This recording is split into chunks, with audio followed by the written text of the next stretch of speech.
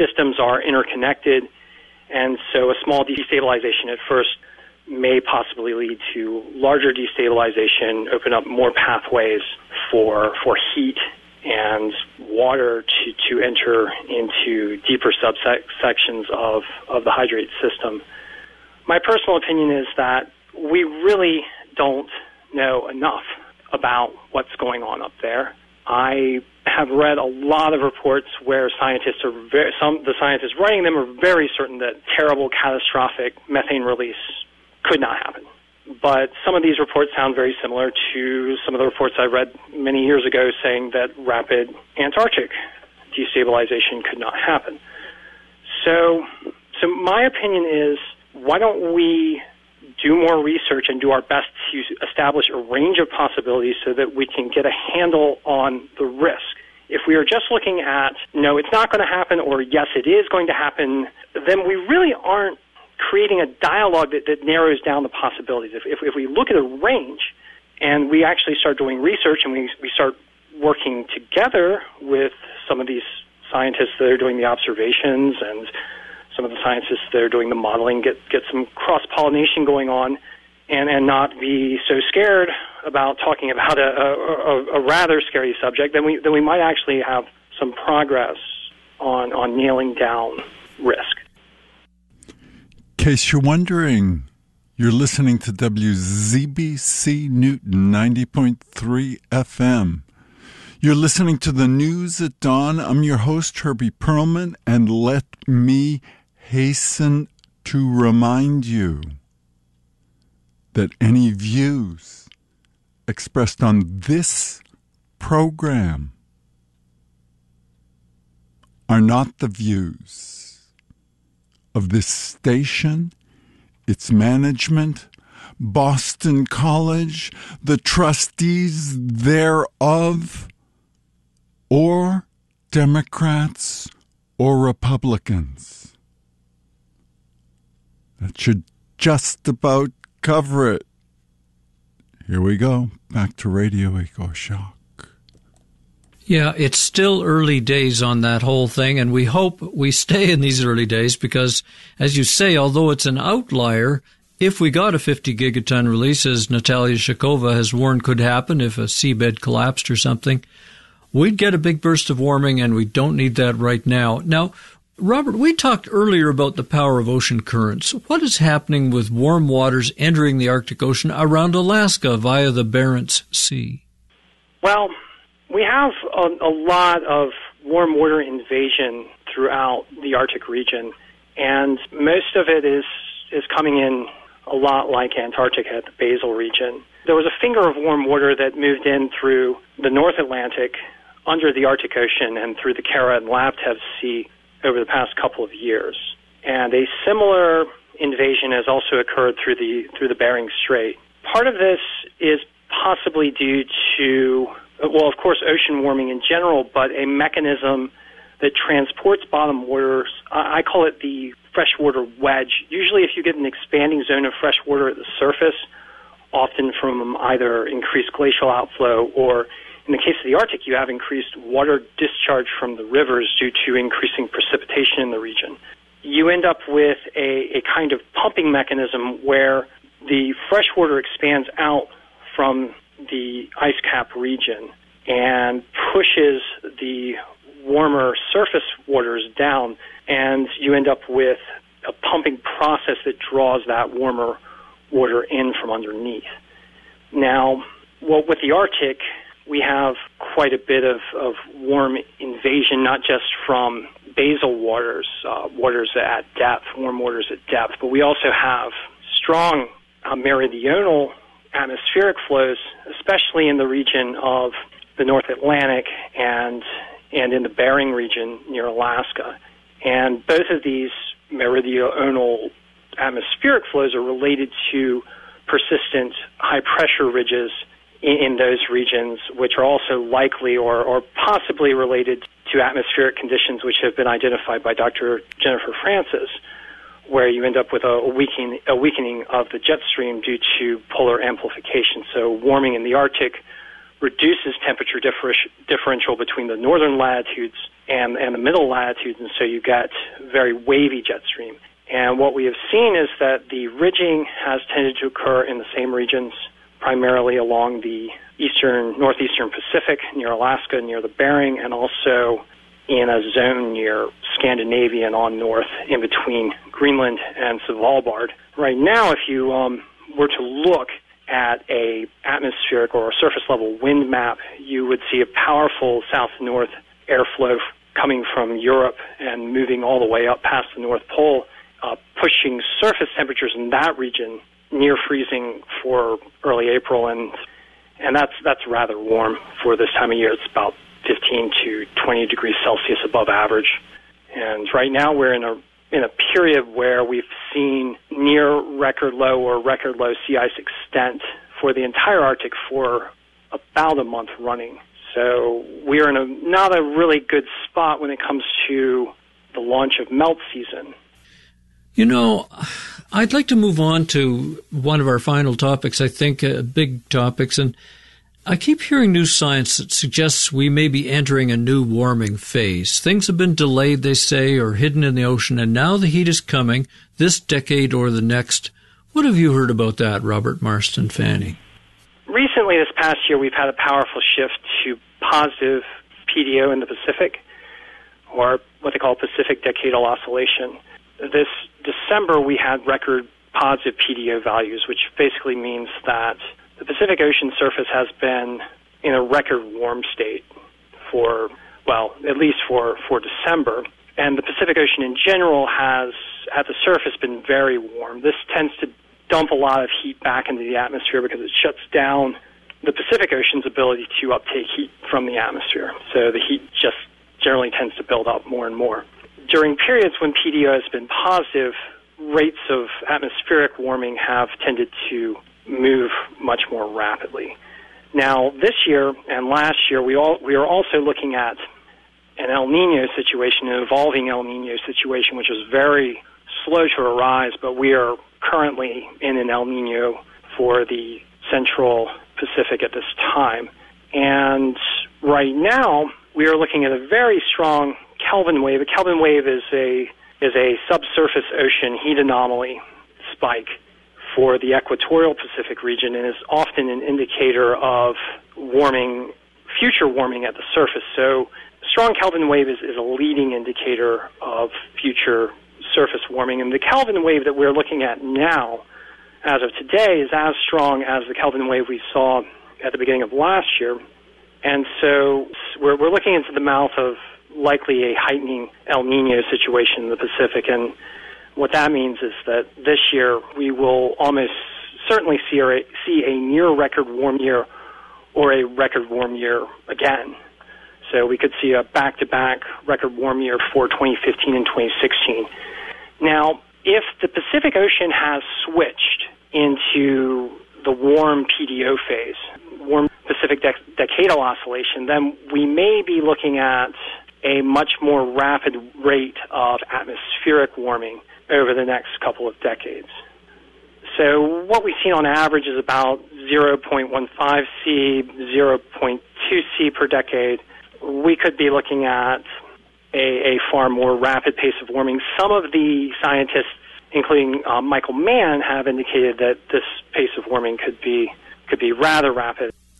Yes, we had Michael Mann on here. We talked a little bit about that, and he said, yes, there is evidence that warming will get hotter faster, and that's a very critical idea to grasp.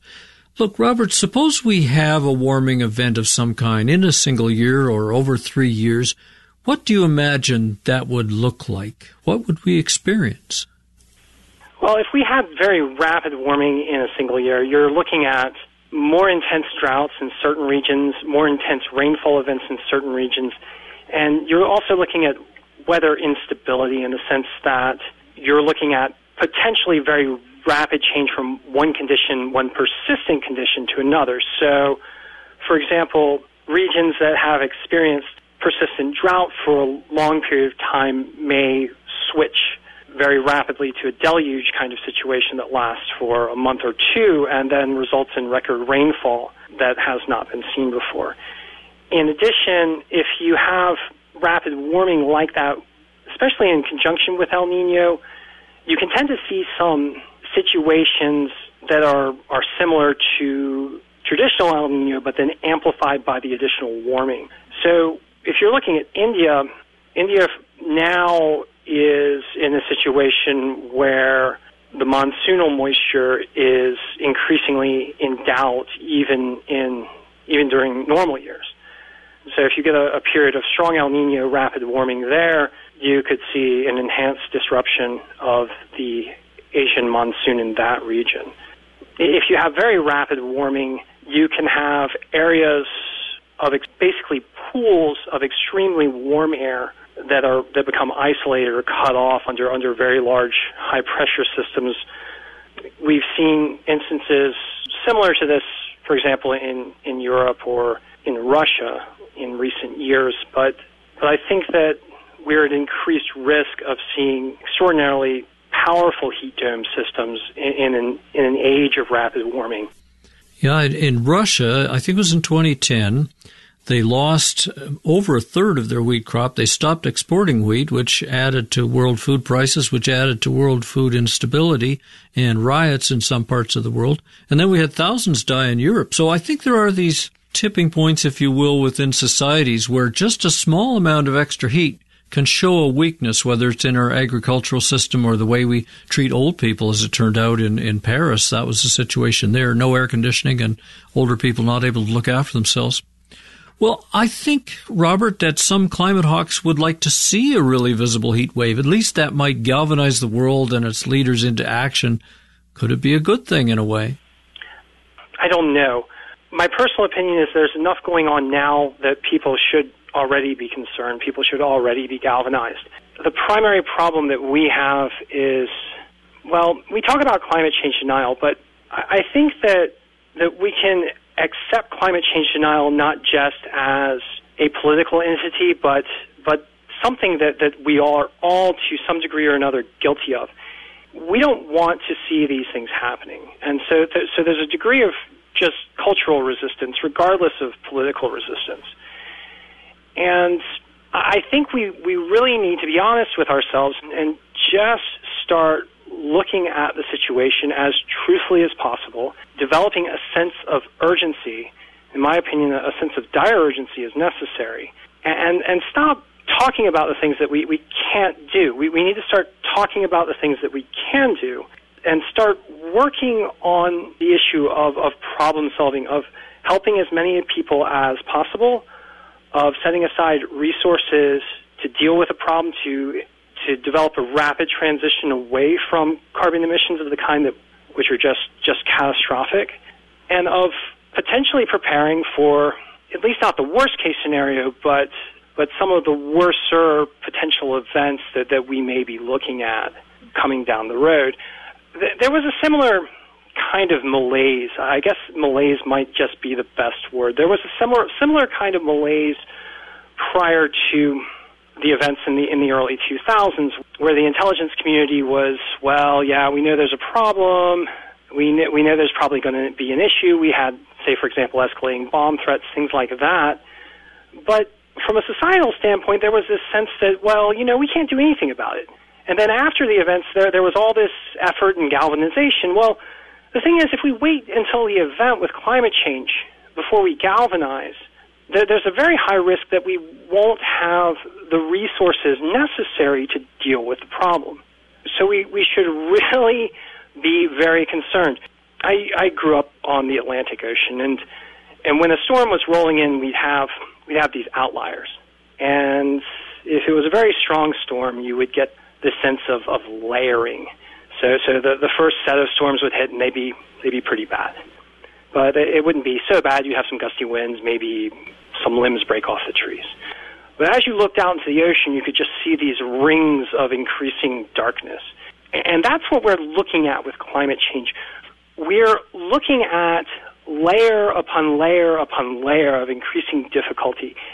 And unlike a storm, we can lessen the impact by what we do now. We probably won't avoid all the impacts, but certainly us rapidly reducing carbon emissions, even in the worst case scenario, will result in more wiggle room for us and our children in the future. Now, as a recognized science fiction author, do you feel a pressing need to turn your science blogging back into a new work of fiction?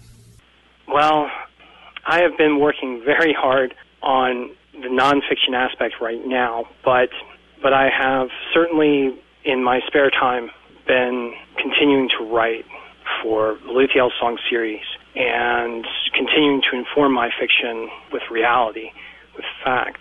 And there are a number of projects that I would like to pursue, but for me, this right now is critical. It's a critical issue, and my opinion is that we need to start talking about climate change, and we need to start confronting it now.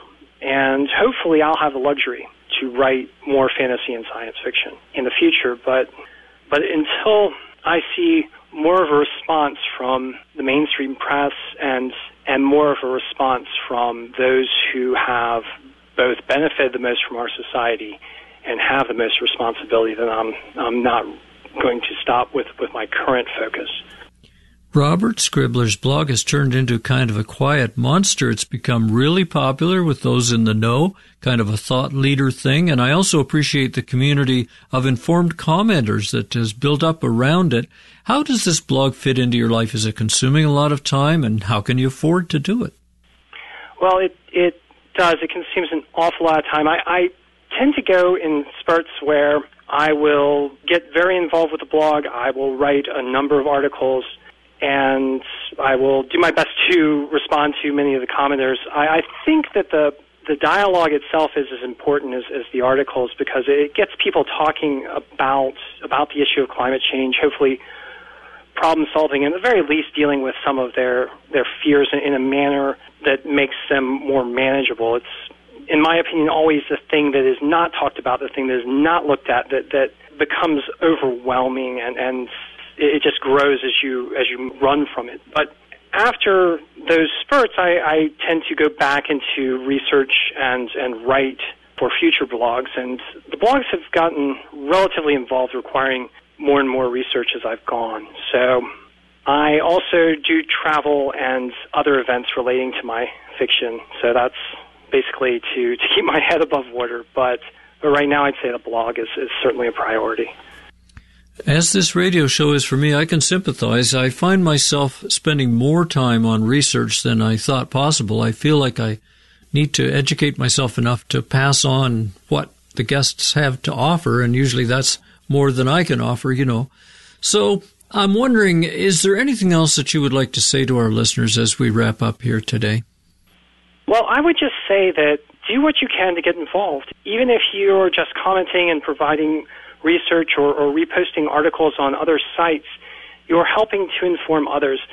I have a number of people who comment on my blog whom I consider to be expert commenters, people like Colorado Bob or Andy in San Diego, or Willie, who is a teacher and who often comments on places like Real Climate, and D.T. Lange, who is an expert on aerosol pollution, and so many more who have informed me just through their comments, even if they haven't necessarily had time to write blogs as often as I have. But it's very important, in my opinion, for us to have this discussion, to not just have the discussion of, the climate change deniers are wrong and we're right and all that stuff. In fact, I think that discussion is counterproductive. What the discussion we need to have is, what is the problem we're facing? How can we develop problem-solving methodologies to deal with it?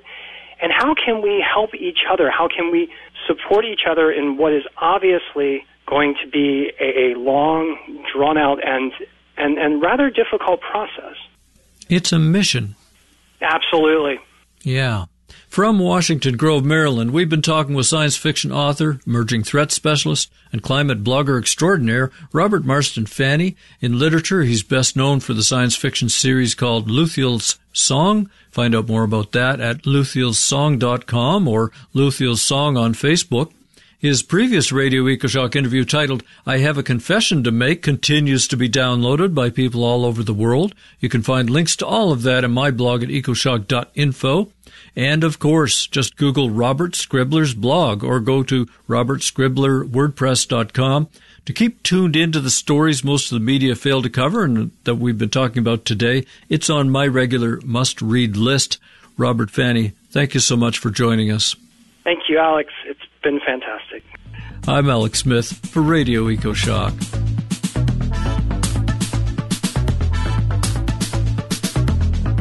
In the little time we have left, I'm going to give you a taster of a simple but important talk by former oil drum editor, financial advisor to billionaires no less, and academic Nate Higgins. This is from my recordings at the launch of the World Watch Institute State of the World Report 2015 on April 13, 2015 in Washington, D.C. So first up is Nathan John Higgins.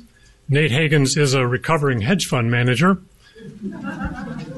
Among many other things, he saw the light, left the belly of the beast, went and got his Ph.D. at the University of Vermont, at the gun school, I suppose. Yeah.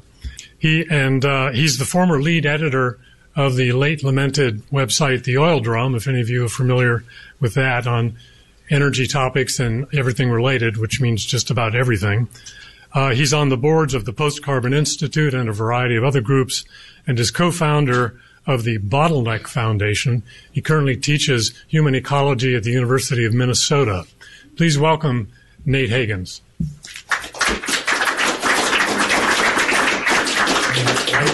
So I used to manage money for billionaires. Basically, it was my job. And so I studied the human macroeconomy, which was, I only cared about where stocks and bonds and commodities were going. And as Tom said, I left, and now I'm studying human macroecology, how the whole system of humans and our human ecosystem fits together. And I believe that unless we understand all major aspects of the system, we don't really have a coherent view of what's going on. Today I'm going to talk about energy, but energy, money, the relationship between the two, and also I'm not going to talk about human behavior or the environment, but those are also very relevant pieces. So energy. The trophic pyramid in nature is such that energy underpins everything. There is a heat loss when the sun hits the grasses. There's another one when the herbivores eat the grass, and then there's another one when the lion eats the herbivores, etc. But underpinning everything is energy up the trophic pyramid. The same thing happens in human systems. Our primary capital, our primary wealth, is natural ecosystems, forests, trees, rivers. In this picture, there's fossil fuels underpinning goods and services in the human system. We turn primary energy into secondary capital like tractors and toasters and buildings and computers and services. And then we've got financial tertiary markers that represent all this stuff lower in the pyramid. So one thing that's not conventionally understood in economics textbooks is that we need energy as a precursor for every single thing that adds up to GDP in our economies. No matter how you might make a cup, you first need an energy precursor, whether it's made from coconut or ceramic or glass. You absolutely first need energy. So if you think about me, I'm about 1/10 of a horse. That's my horse, which is one horse. My vehicle UTV, which is 45 horsepower, and my truck, which is 150 horsepower. All of this is powered by the unbelievably energy-dense fuels in oil. So this amount of gasoline will power that truck a couple miles up and down snow, icy, hilly roads. And we take that for granted, the amazing power in this ancient sunlight. Okay, so standard economic textbooks treat energy as the same as any other commodity. You look at all the things on this graph, they're all cost about $60. Sunglass, well, a $100 bill, tequila, a coffee maker, sushi, some boots. But in our economic system, they're all treated as equal in something called the Cobb-Douglas function, which shows that GDP is created from technology and labor. Energy is not involved. Energy is just outside of the system, and yet energy underpins everything that we do.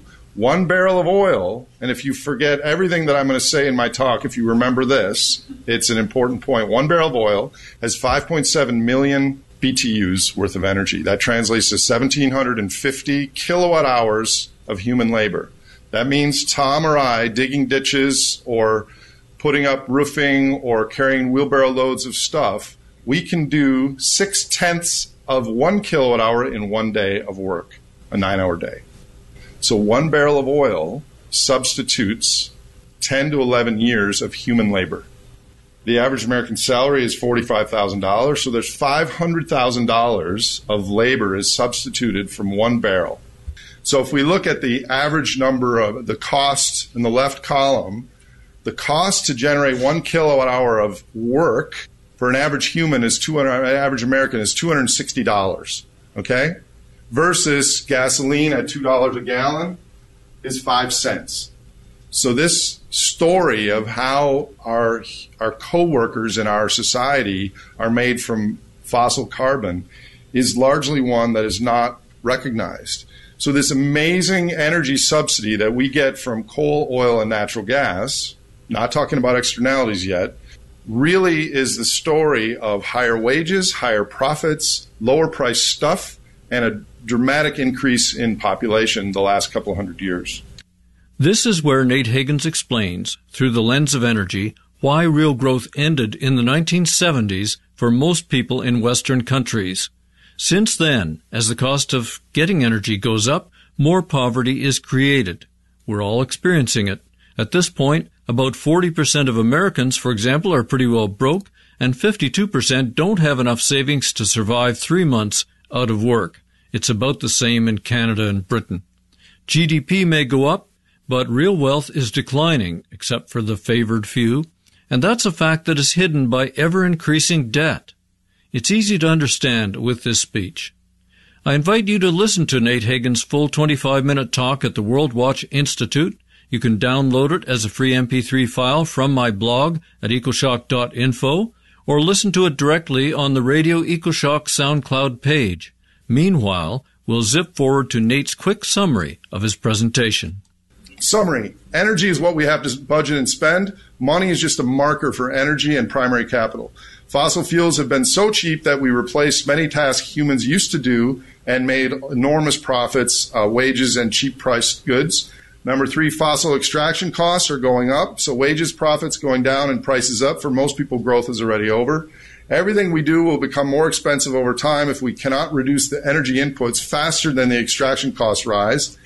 And we actually really lack institutions and policies to even prepare for the possibility of an end to growth. And I had some additional questions, which I won't serve up, but maybe for the Q&A. But number 3, I think all these things, these problems that we talk about, and World Watch has been so focused on, here are all the problems, what do we do? I don't think we can answer what do we do until we answer what do we aspire to? What do humans want, not only in the next 10 years, but the next 50, the next 500, the next 1,000? Until we address that question, we're just going to be kind of on a treadmill. Thank you.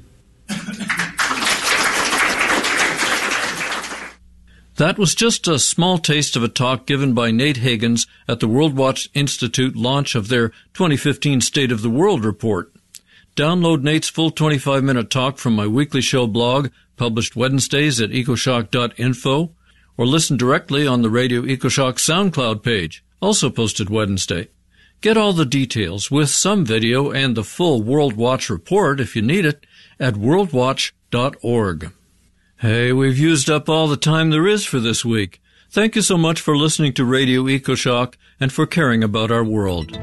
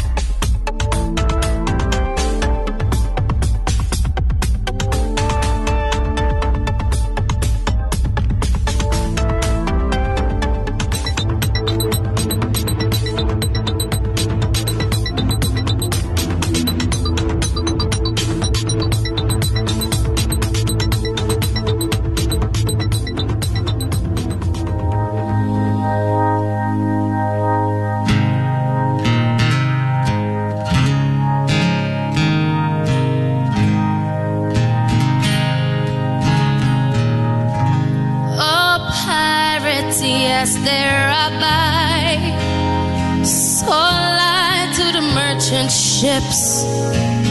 Many Saturday took I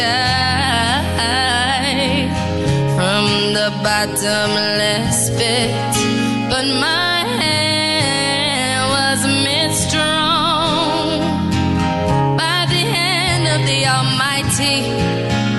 We forward in this generation triumphantly. So won't you help to sing these songs of freedom? That's all I ever had.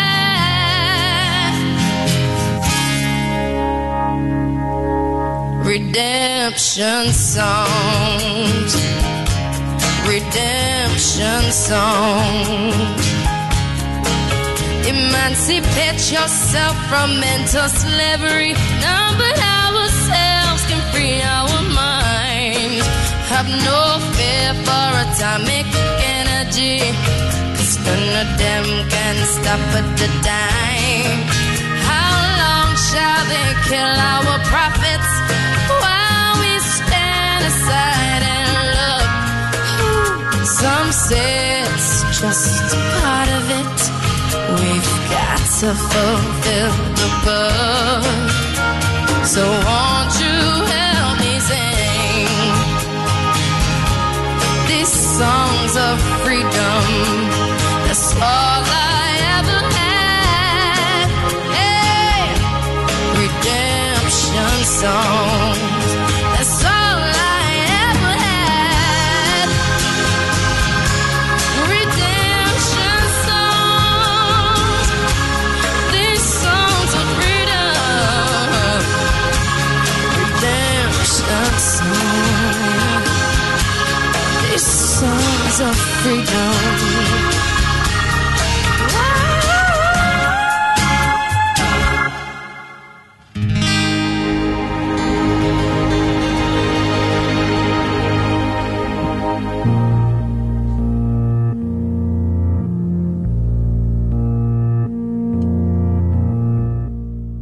If you're just joining us, you're listening to the News at Dawn. I'm your host, Herbie Pearlman. For you perfect audience out there, take a deep breath. We're going to take another one, and then we're going to do 3 ohms. That is, if you're on board, you can refuse. You can always refuse. But what's the point?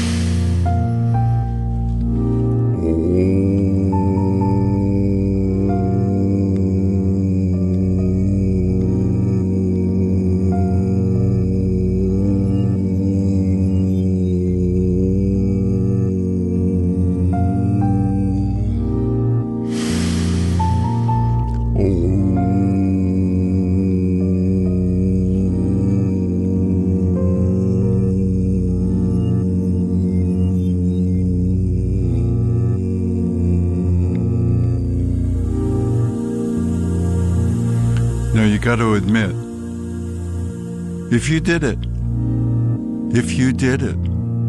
you feel better. Because that's how the practice is. That's how saying what you need to say, doing what you need to do, that's how it gets better. And it could get better and better. This is the Heart Sutra, the Mahaprajnaparamita Hridaya Sutra, Avalokiteshvara Bodhisattva, when practicing deeply the Prajnaparamita, perceives that all 5 skandhas are empty and is saved from all suffering and distress. Shariputra, form, does not differ from emptiness. Emptiness does not differ from form. That which is form is emptiness. That which is emptiness, form. The same is true of feelings, perceptions, impulses, consciousness.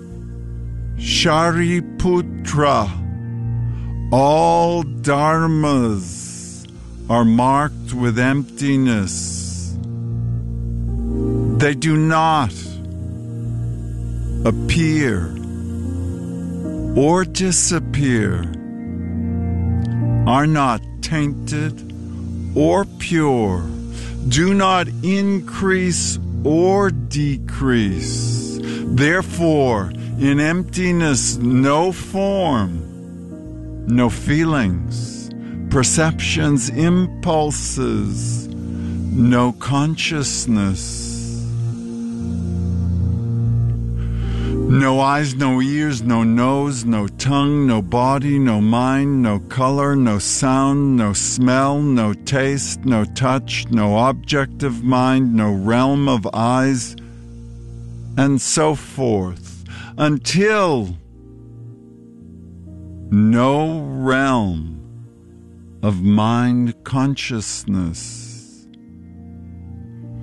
No ignorance, and also no extinction of ignorance, and so forth, until old age and death.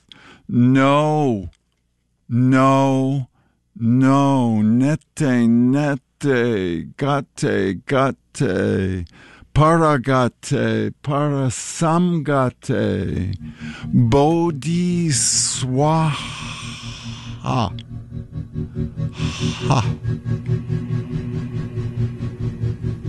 No suffering, no origination, no stopping, no path, no cognition, also no attainment.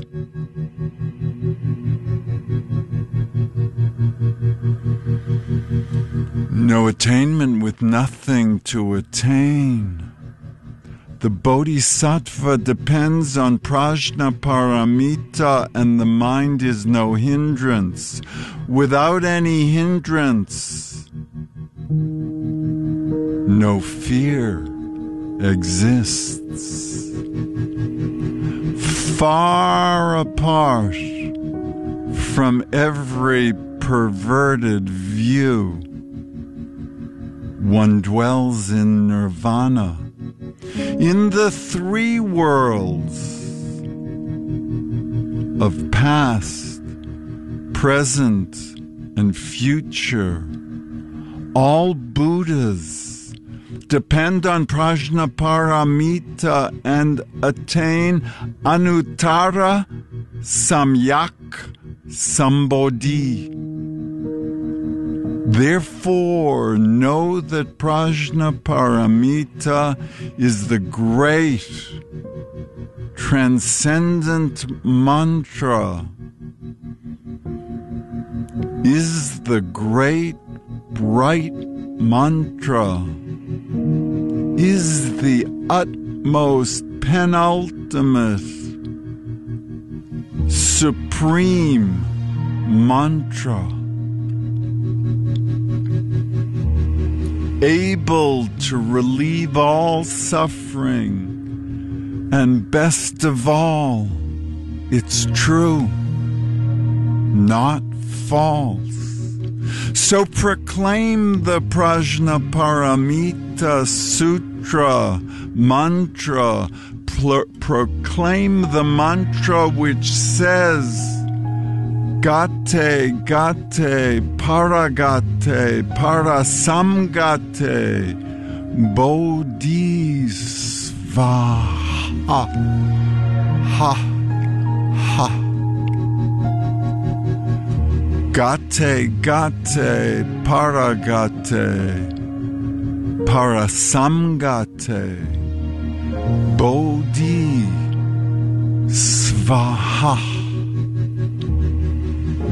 Gate, gate, paragate, parasamgate, bodhi, svaha.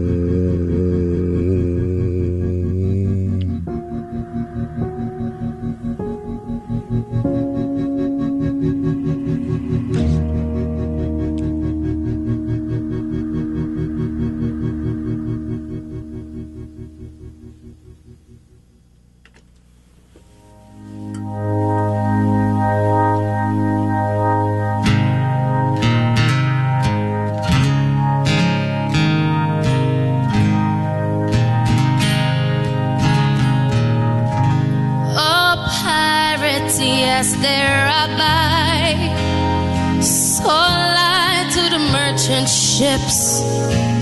Minutes after they took I from the bottomless pit, but my hand was made strong by the hand of the Almighty. We forward in this generation triumphantly. So won't you help to sing these songs of freedom? That's all I ever had. Redemption songs, redemption songs. Emancipate yourself from mental slavery. None but ourselves can free our minds. Have no fear for atomic energy, 'cause none of them can stop at the dime. How long shall they kill our prophets while we stand aside and look? Some say it's just part of it. We've got to fulfill the book. So won't you help me sing these songs of freedom? That's all I ever had. Hey, redemption songs. That's all I ever had. Redemption songs. These songs of freedom. Redemption songs. These songs of freedom.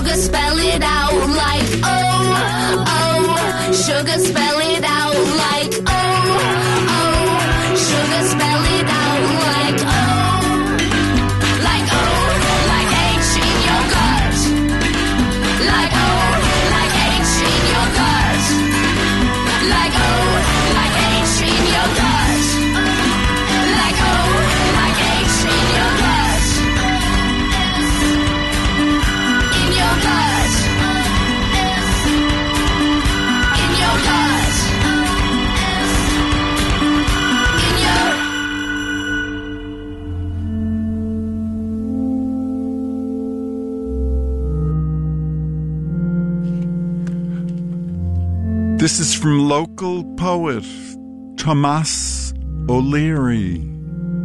Lectures on Genesis. In the beginning was the end, and the end was endless. It begins like this. It goes on. In the end was the beginning, which began to end when it began. Going over it again. In beginning we begin the end. In ending the beginning. We begin to understand the end, the beginning, the end.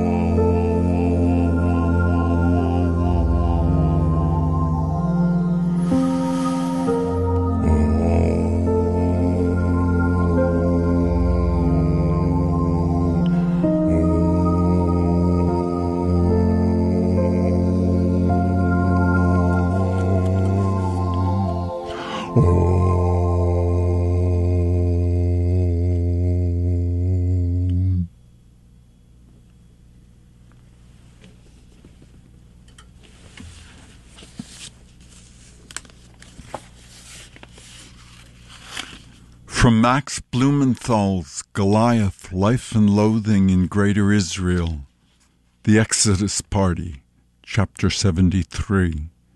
The sonorous voice of the Egyptian classic Tarab singer Farid El-Atrach drifted from inside a low-lit bar in the alleyway off Jaffa Market. I'll write on the wings of the bird my letter, words written with tears, and oh bird, if you see my beloved, promise to send them my greetings, he sang in Arabic.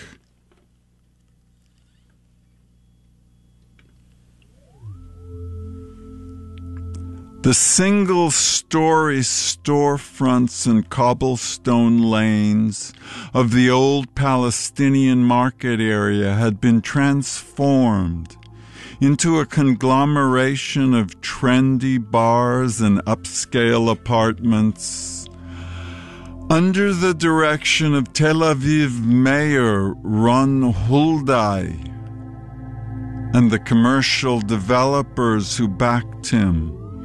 The market was ground zero of Jaffa's gentrification project, where the more cultivated denizens of Tel Aviv's knowledge economy came for arak and spacious new arabesque condos, with the romantic sound of El-Atrach in the air, the sultry feeling of life in the Orient persisted,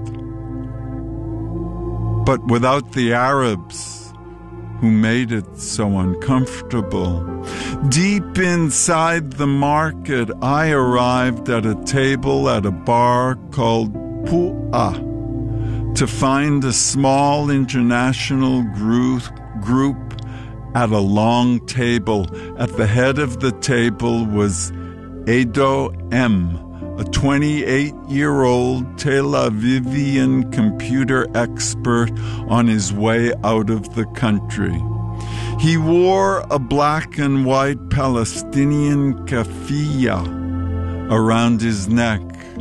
Tali Shapira, the activist helping lead Boycott from Within movement, was the only other Israeli at the table. Filling out the group was Edo's friend, the Swedish photojournalist Linda Forsell, and her Dutch assistant. It was Edo's going-away party, and he was not in the mood to mince words. Well, as you can see, he told me mildly, I don't have too many friends left in Israel. Over time, I realized I really couldn't talk to anyone anymore. There is no place left for me in this country, and I am an Israeli. It has turned fascist, and that's it. So I've decided that the best way to carry on the struggle was from outside the belly of the beast, from there. He continued, I'll have to wait until Israel goes so crazy and commits such a massacre so big that the world will finally see what Israel really is. Edo was in a military intelligence unit during Israel's second invasion of Lebanon, the war that began with a massive aerial assault leaving southern Lebanon littered with 4 million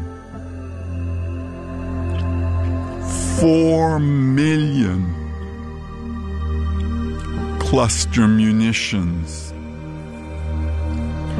During the war, Edo was assigned with targeting. By the end, the Air Force had run out of targets, he said, so they just told us to make them up, to invent new targets, and then to drop bombs on them.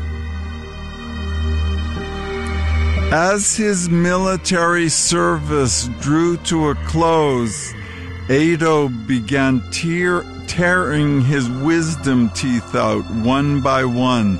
He explained, "For every tooth I lost, I got a week off, and this kept me out of the army."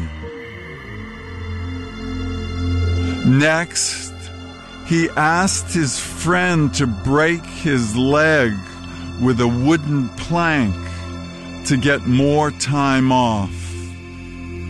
His friend smashed his leg as hard as he could, but could not manage to break it. Finally, Ado gave up on his future in Israel. Like thousands of young Israelis, he decided to move to Germany.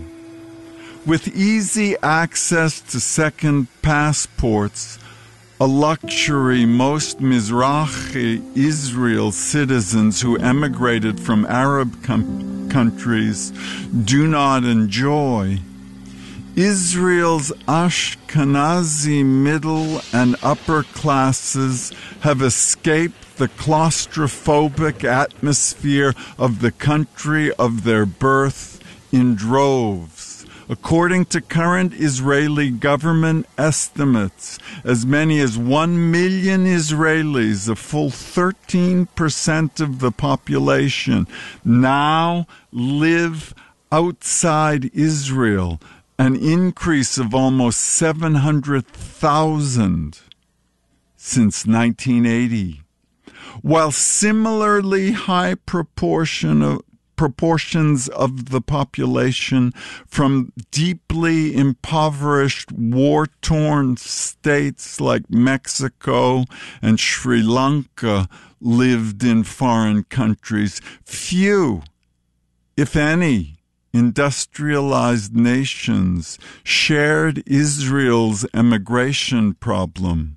And in contrast to immigrants from developing nations, Israel's expatriate population was disproportionately affluent, educated, secular, and liberal.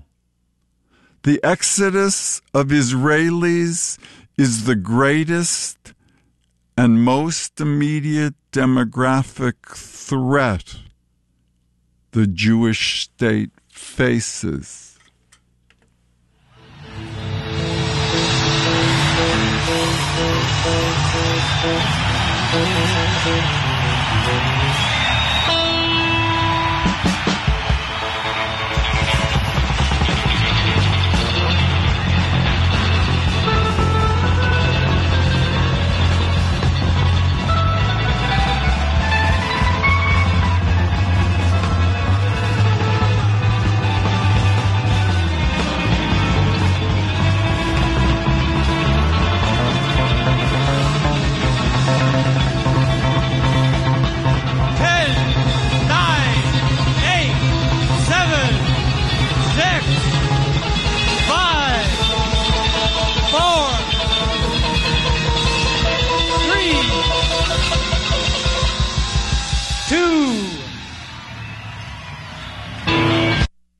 You're listening to WZBC Newton. Happy New Year! Happy New Year!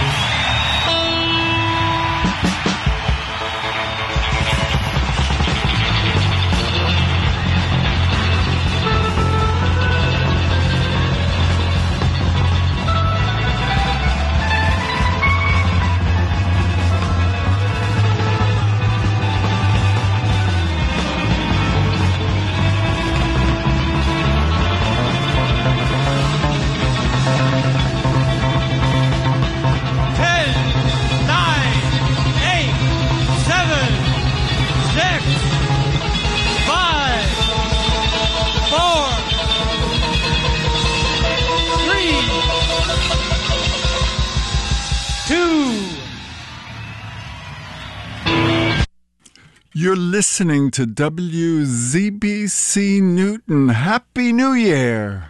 Happy New Year!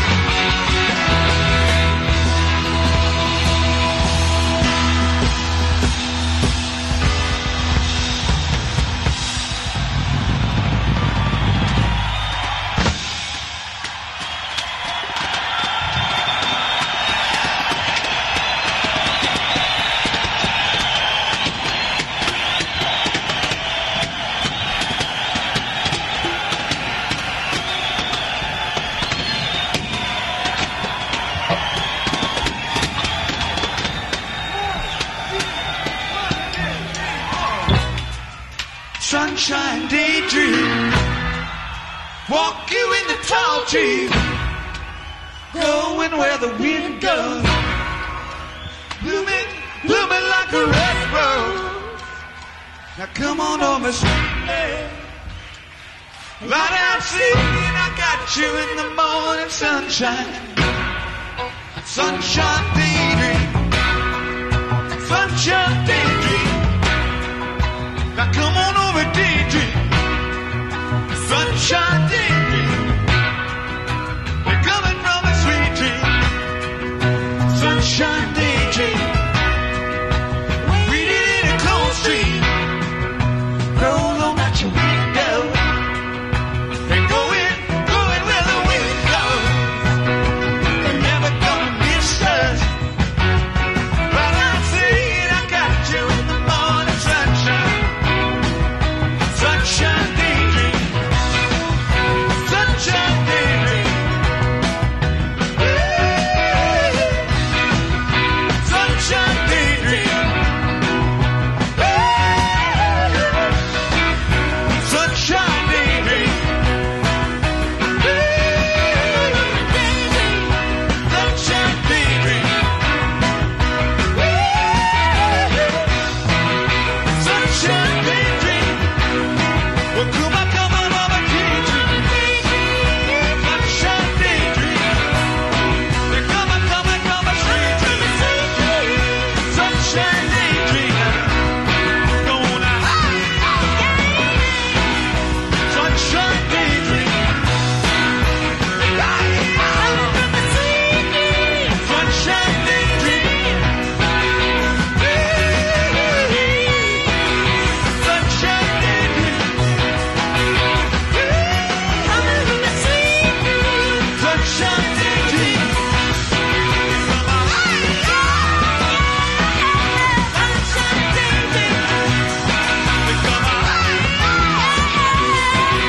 Sunshine daydream.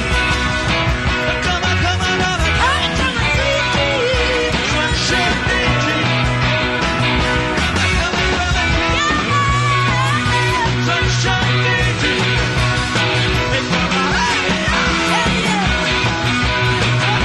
daydream.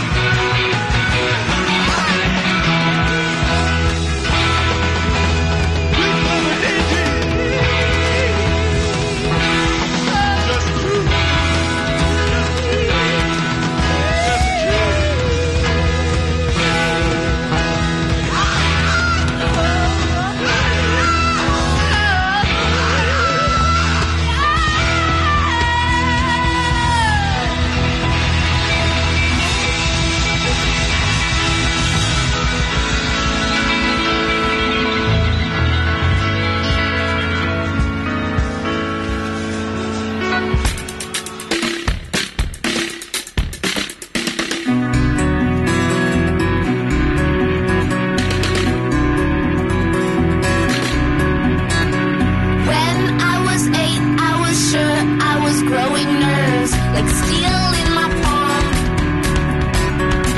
Make a map of what you see, direct pain effectively. I was 8, I was sure I was growing pains like lead in my feet. SOS to my mother, take the hinges off the door. SOS to my mother, take the hinges off the door. Sugar, spell it out like sugar, spell it out like sugar, spell it out like like H in your gut, like H in your gut, like H in your gut, like H in your gut.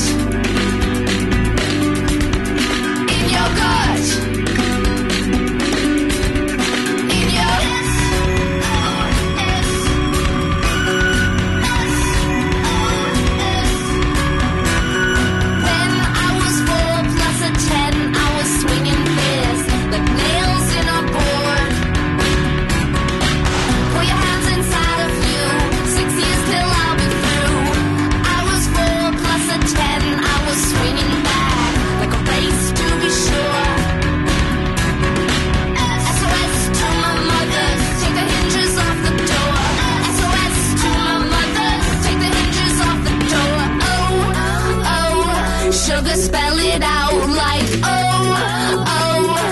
sugar, spell it out like oh, oh. Sugar, spell it out like oh, like H in your gut.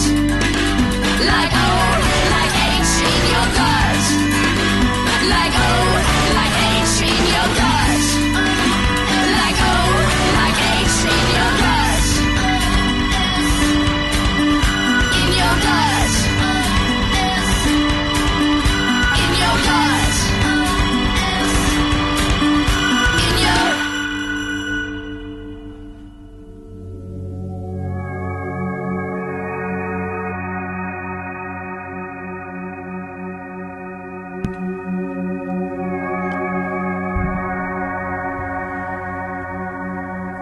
Tapuz, a website for Israelis living abroad, hosted a 2005 forum on the topic of leaving Israel.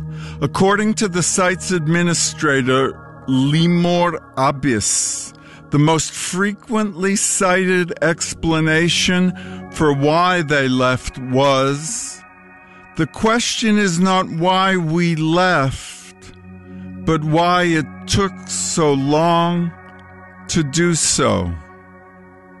A 2007 poll of Israeli youth between the ages of 14 and 18 found that more than half would prefer to live abroad and would do so if they had the chance. Their greatest grievance was not terrorism or the occupation, but the miserable social situation in Israel, with 84% claiming the government had failed to ameliorate the deepening economic and social problems plaguing Israel. Most Israelis who lived abroad had settled in the United States, and many more wanted to join them. Israelis seeking forged or illegal work visas to get jobs selling beauty products and trinkets at mall kiosks in the United States has become such an epidemic, the U.S. Embassy in Tel Aviv delegated a special investigator, Charles Shannon, to lead the crackdown. Shannon appeared in a 2011 informational film called The Price is Too High, which the U.S. Embassy produced to deter Israelis from seeking the visas. The video featured young Israelis telling their sob stories of being conned by shady Israeli businessmen into entering the United States with the wrong visa, then getting caught and punished with lifetime bans from America. It's too bad you hear about the great job, the money, and the good life, and they don't tell you it's illegal, said one of the failed Israeli job seekers.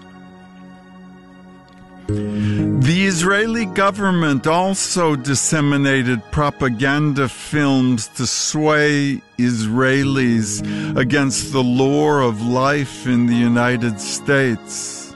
A 2011 video produced by the Israeli Ministry of Immigration and Absorption showed a gray-haired Israeli couple speaking to their granddaughter, who had moved to America and married a Gentile. "Do you know what holiday it is today?" they asked, with a menorah in the background. "Christmas," she responded. Finally, a Hebrew narrator intones, quote, "They will always remain Israelis, but their children won't. Help them return to Israel," end quote. The video sparked outrage among Jewish American communal leaders who rarely complained about Israel's policies towards the Palestinians.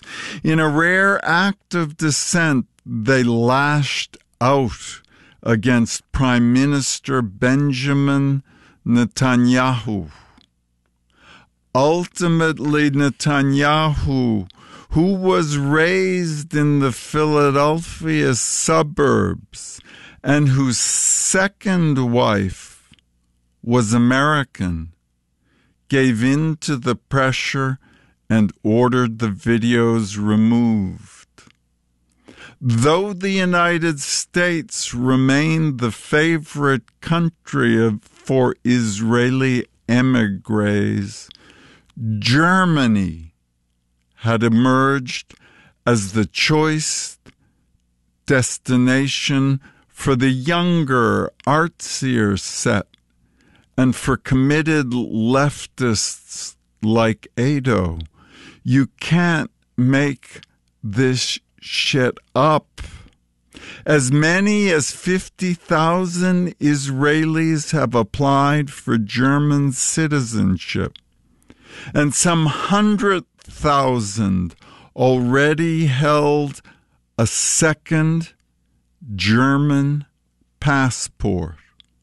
Quote, for young Israelis, the German newspaper Der Spiegel reported, Germany is not just a country like any other, it also happens to be one of their favorites.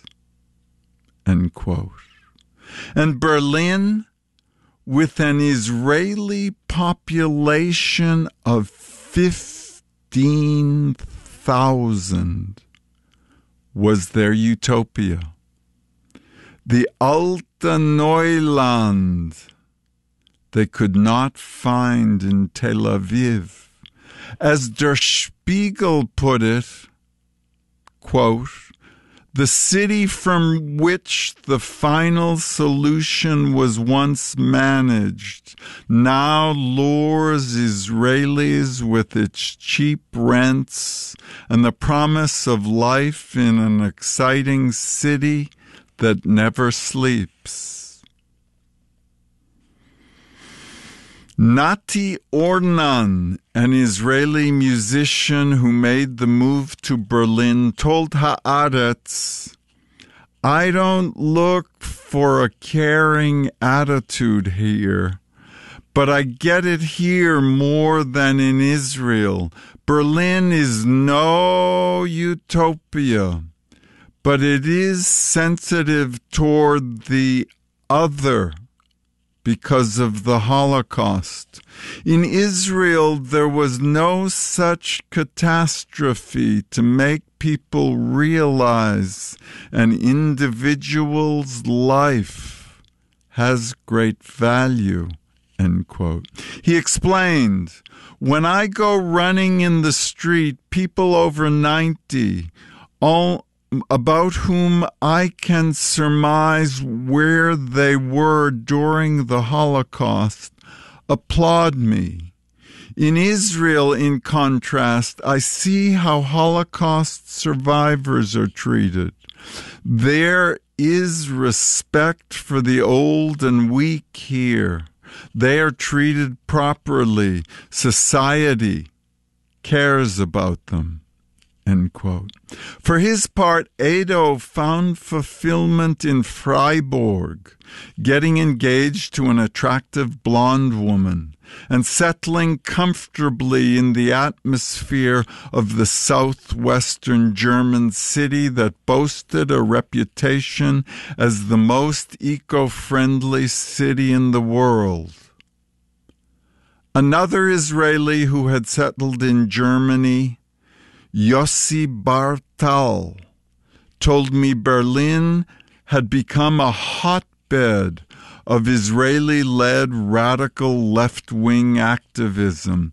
Whenever a major Israeli government official arrived, Bartal told me, left-wing Israeli expats staged raucous demos. They had even published anti-occupation journals in Hebrew and German, he said. Inside Israel, many of my friends have made preparations to leave for good. After relocating to Ramallah for 2 years, Joseph Dana made plans to move to Istanbul, Turkey, telling me he was burnt out by the years of conflict. Meanwhile, nearly everywhere I go in the Western world, I encounter young Israelis who made the exodus long ago. In Barcelona, I met Moshe, a 35-year-old Israeli living in one of the city's many anarchist squats. He told me he decided to leave Israel after a harrowing experience in the army, during which he manned a checkpoint and was ordered to harass Palestinian commuters day after day. In the Red Hook section of Brooklyn, I met Rafi Magnus, the grandson of Rabbi Judah Magnus, and his wife Liz. They had left Israel for good, purchased a house in the chic, formerly industrial neighborhood, and painted a giant mural on the wall that faced the street reading, "New York loves Obama."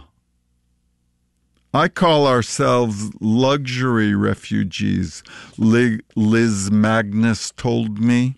We could have stayed, of course, but the fascism had gotten to be too overwhelming. Thank God we left Israel. At a party in Brooklyn in 2011, I encountered Maya Wind, the 22-year-old Israeli army refusenik, who had become a member of Columbia University's Students for Justice in Palestine chapter. Later in the year, she would dress up as an Israeli soldier manning a checkpoint at the mock separation wall the students' group constructed at the center of Columbia campus, generating headlines back in Israel and outrage from many of her Israeli classmates. She was at the party with her boyfriend, Eran, a former soldier who had given testimony to breaking the silence about his service on the Egyptian border and scenes of misery and abuse of African migrants he witnessed there. He told me they were relieved to be out of Israel and in the multicultural atmosphere of New York City. It was then that I noticed that Yonatan Shapira, the Israeli pilot turned Palestine solidarity activist, chatting in Hebrew in the next room with Elik Elchanan, the son of Nurit Peled Elchanan, and now a professor of Yiddish literature at Columbia. The sound of Hebrew chatter was pouring from the room, and there was also English in a smattering of foreign accents. Everyone here seemed to feel at home.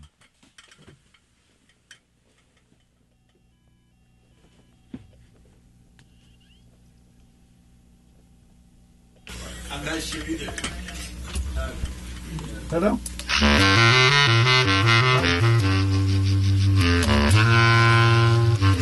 This is the News at Dawn, and I'm the host, Herbie Pearlman.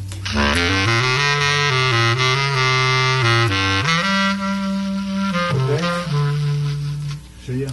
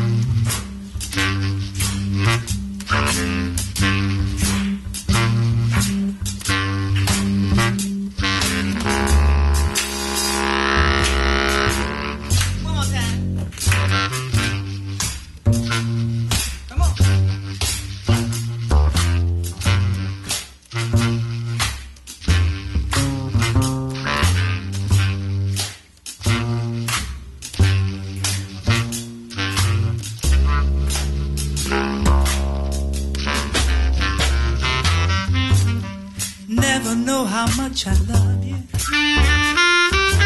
Never know how much I care.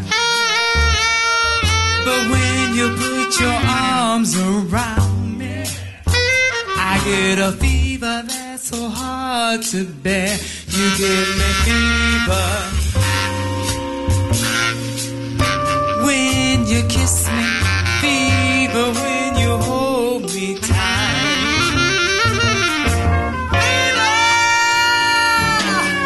In the morning, fever all through the night.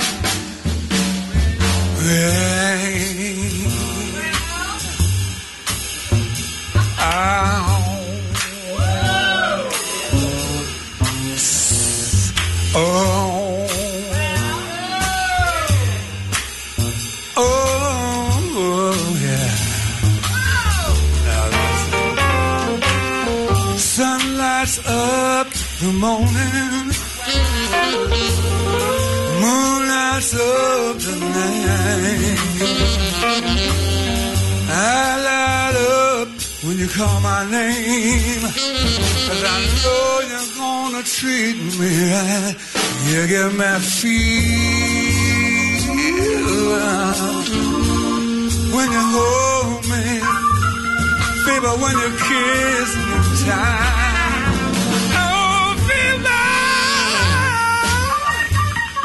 In the evening, fever all through the night. Everybody's got the fever. That is something we all know. Fever isn't such a new thing. Fever started long ago.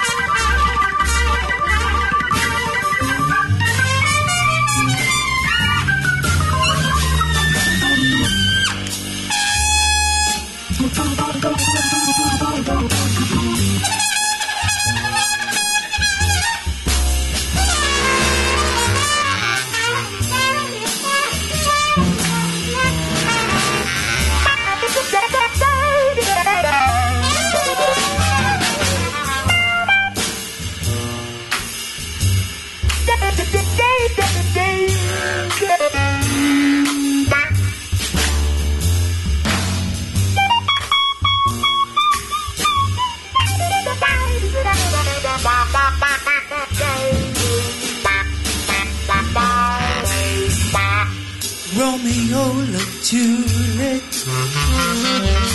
Juliet, she felt the same.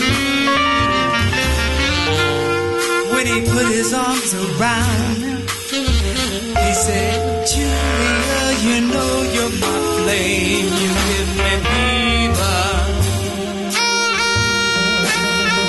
when you kiss me, fever when you hold me tight.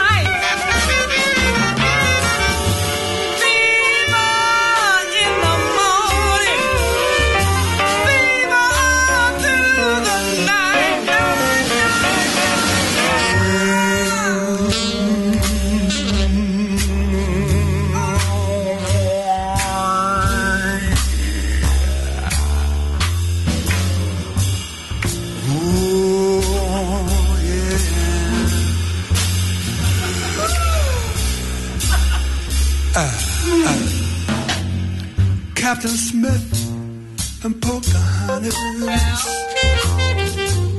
had a very mad affair. When her daddy tried to kill him, she said, Daddy, don't you dare get my fever. when they kiss me, fever when they hold me tight. Fever in the morning and fever all through the night. Everybody's got the fever. That is something we all know. Fever isn't such a good. Fever started long ago.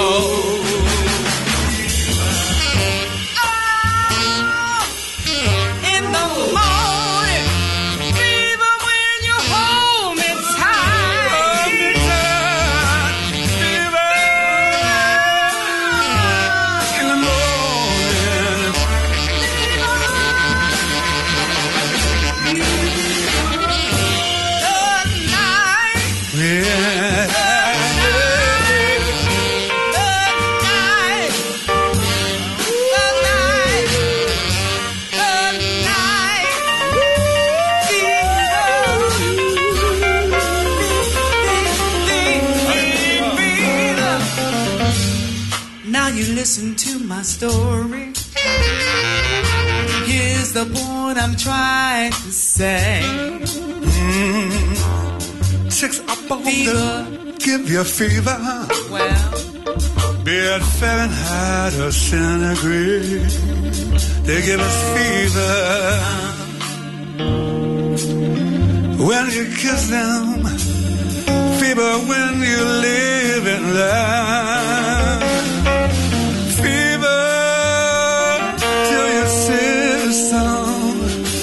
What a wicked way to burn. And what a lovely way to burn. What a lovely way to burn. Yeah.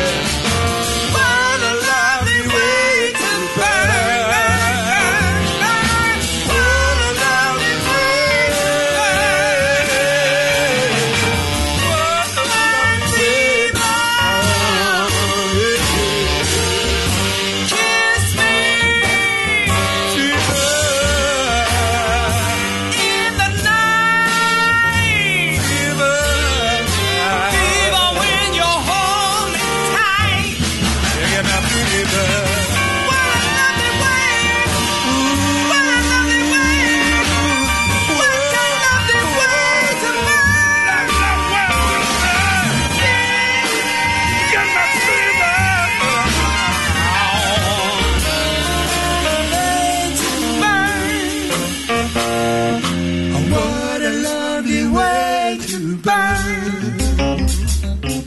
What a lovely way to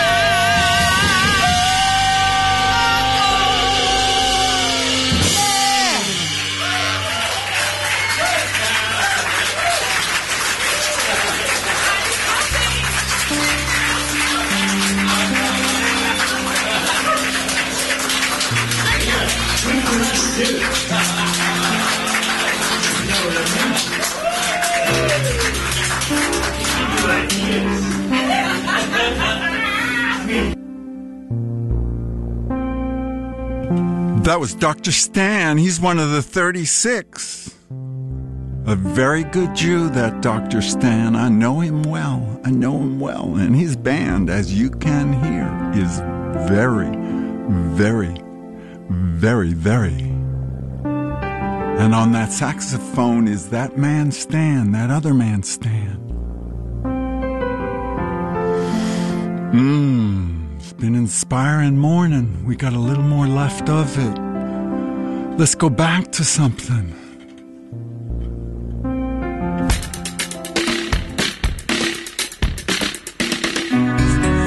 how that turns out.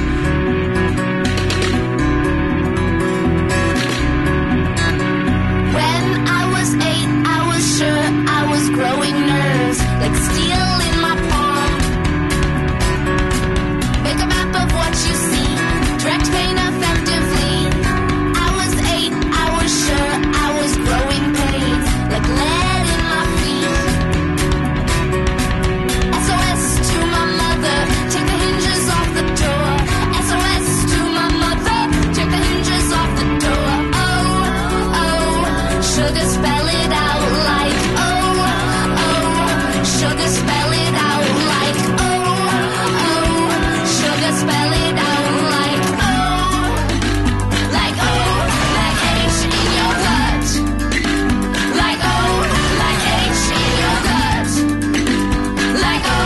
like H in your gut, like H in your gut. In your gut. In your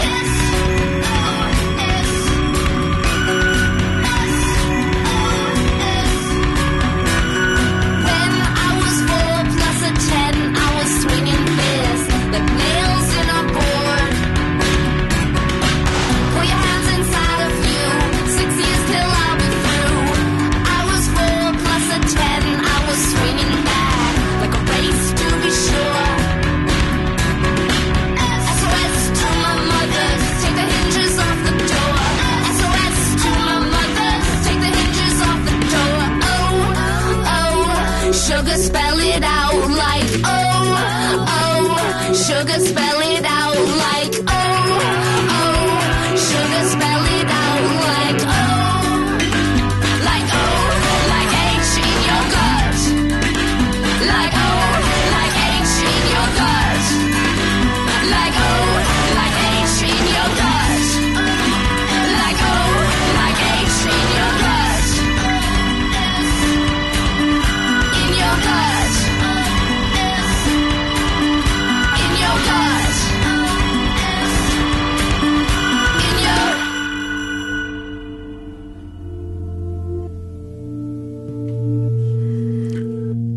From Tom O'Leary, a prayer for everyone. Blessed are the absent, for they are not here. Blessed are the near at hand, for they would seem to be. Blessed are the saved and the damned, for both are born to blessing. Blessed are the best and the worst, the wisest, the most foolish. Blessed are the fallen, the risen, the reverent, the ghoulish. Blessed are the good, the bad, the having, and the had. Blessed are the graves of the living, the mansions of the dead. Blessed are the wretched, the sovereign, the suffered, the expelled. Blessed all the realms we remember. Realms we forget. Blessed every landfill, every hole. Blessed the souls in heaven, the souls in hell, and blessed the beginning and the end, and blessed ever blessed, thrice blessed, the unbegun and the never-ending, and blessed ever blessed, the blessed and the unblessed, may all find rest. That was a prayer for everyone by Thomas O'Leary.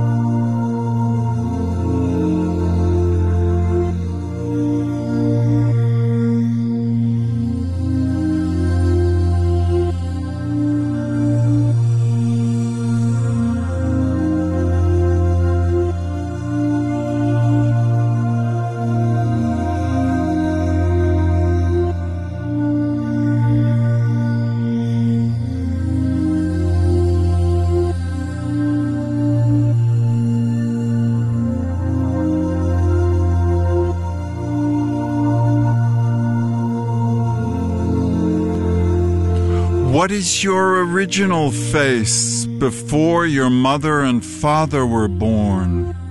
Zen koan. It is as hard to see oneself as to look backwards without turning around. Thoreau.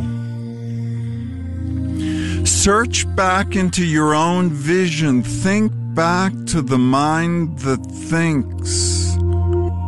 Who is it? Woman. What is troubling us is the tendency to believe that the mind is like a little man within. Ludwig Wittgenstein. Great faith, great doubt, great effort.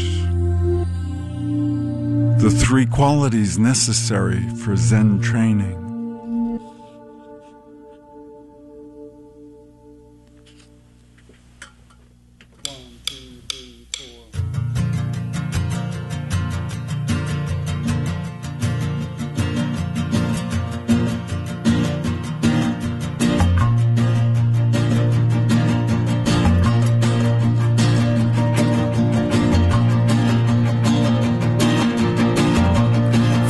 States, 50 lines.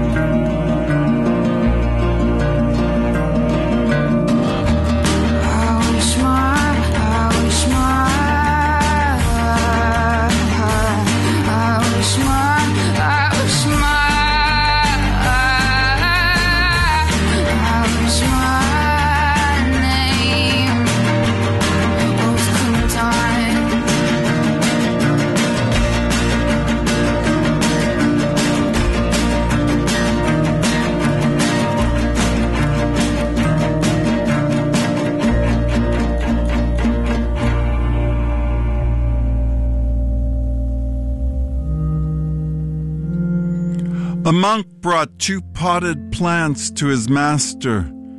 "Drop it," ordered the master. The monk dropped 1 pot. "Drop it," again ordered the master. The monk let go the 2nd pot. "Drop it," now roared the master. The monk stammered, "But I have nothing to drop." The master nodded. "Then take it away."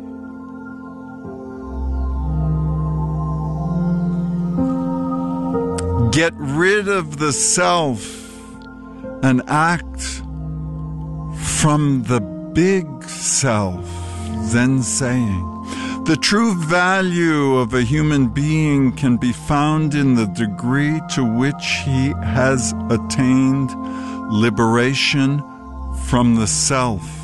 Albert Einstein. The Zen master said, "Who binds you?" The seeker of liberty said, "No one binds me." The Zen master said, "Then why seek liberation?"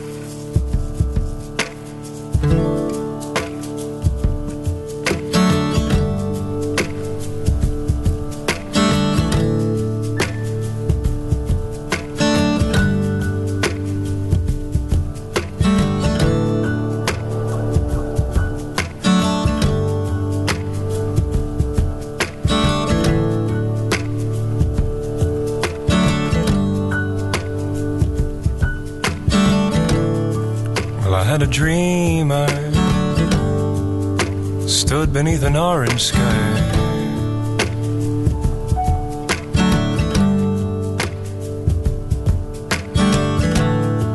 Yes, I had a dream I stood beneath an orange sky,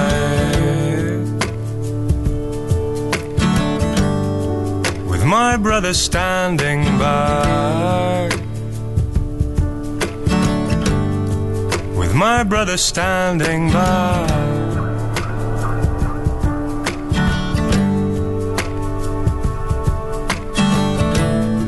I said, brother, you know,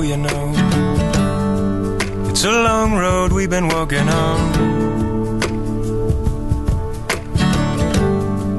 Yes, it is, you know, brother, it is. Such a long road we've been walking on. Oh, brother, oh, brother.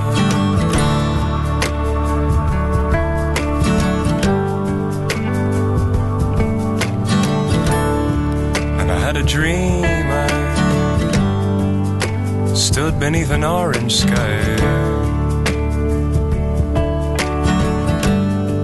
with my sister standing by, with my sister standing by.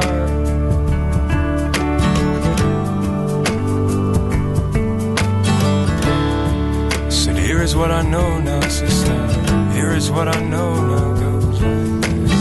In your love, my salvation lies. In your love, my salvation lies. In your love, my salvation lies.